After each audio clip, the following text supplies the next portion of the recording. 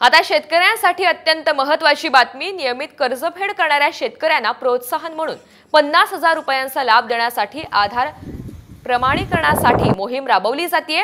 या मोहिमेला 18 सप्टेंबर पर्यंत मुदतवाढ देण्यात आली आहे। मृत झालेल्या शेतकऱ्यांच्या वारसांना सुद्धा बँकांकडे वारसा नोंद केल्यास या योजनेचा लाभ मिळणार आहे।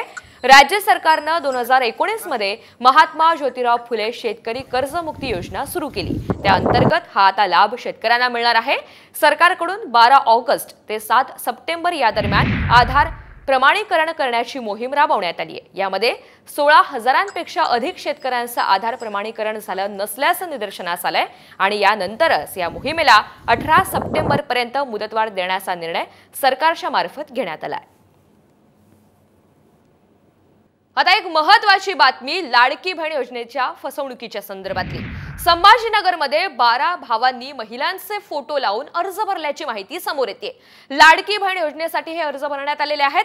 संभाजीनगरच्या कन्नडमधील हा धक्कादायक प्रकार समोर आलाय। 12 जणांनी सरकारला गंडा घालण्याचा प्रयत्न केला।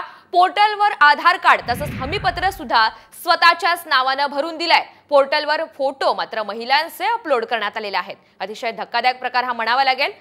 अधिकची माहिती आपल्याला प्रतिनिधी माधव सावरगावे देतात। माधव, आपण पाहतोय संभाजीनगरमध्ये 12 भावांनी महिलांचे फोटो लावून या योजनेसाठी अर्ज भरलेत। एकंदरीत काय अधिकचे अपडेट्स आहेत आणि कारवाई कशा पद्धतीने केली जाते?